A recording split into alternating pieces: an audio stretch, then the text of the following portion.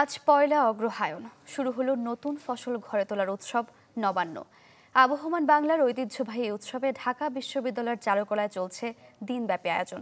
সেখানে আছেন সহকর্মী জুমাতুল বিদা, সরাসরি যুক্ত হব তার সঙ্গে। বিদা, কেমন দেখছেন নবান্ন উৎসবের আয়োজন? সারিকা, শুরুতেই আপনাকে অগ্রহায়ণের এই ক্ষণে নবান্ন উৎসবের শুভেচ্ছা। সকাল 7:15 শুরু হওয়া আয়োজনে ঠিক এই মুহূর্ত চলছে কথন, যেখানে আমন্ত্রিত অতিথিরা তাদের যেই ভাবনা সেটি তুলে ধরছেন এবং বাংলাদেশ শেকড় সংস্কৃতি এবং আগামীর পরিকল্পনা এগিয়ে চলার ক্ষেত্রে ঐক্যবদ্ধ থাকার বিষয়টি সেটি তুলে ধরছেন।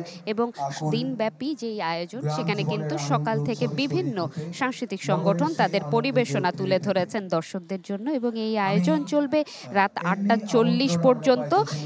সারা বাংলাদেশে 71টি সাংস্কৃতিক সংগঠনের সাংস্কৃতিক যেই কর্মীরা রয়েছেন তারা কিন্তু অংশগ্রহণ করেছেন আজকের এই আয়োজনে এবং তারা যেটি বলছেন যে সাম্প্রতিক যে পরিস্থিতির মধ্য দিয়ে বাংলাদেশ গিয়েছে, তারপরে নতুন করে প্রকৃতির মতো নিজেকে সাজিয়ে নিতে চায় প্রতিটি মানুষ এবং প্রকৃতি যেভাবে সব বাধাকে উপেক্ষা করে জীর্ণতা ঝেড়ে নিজেকে নতুন করে সাজায় এবং প্রকৃতি যেহেতু প্রাণের স্পন্দন পৌঁছে দেয় প্রতিটি প্রাণে, সেইভাবেই ঐক্যবদ্ধ হয়ে এগিয়ে চলার প্রত্যয় ব্যক্ত করেছেন সাধারণ মানুষ এবং জলবায়ুর প্রতি, পরিবেশের প্রতি, আবহাওয়ার প্রতি সবাইকে সহনশীল হওয়া, সহৃদয়বান হওয়ার আহ্বান জানিয়েছে প্রতিটি প্রাণ।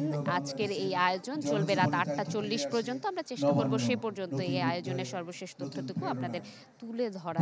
এই ছিল আমার কাছে চারুকলার বকুলতলা থেকে সরাসরি। বিদা, ধন্যবাদ আপনাকে। দর্শক, ঢাকা বিশ্ববিদ্যালয়ের চারুকলা থেকে নবান্ন উৎসবের আয়োজনে জানাচ্ছিলেন সহকর্মী জুমাতুল বিদা।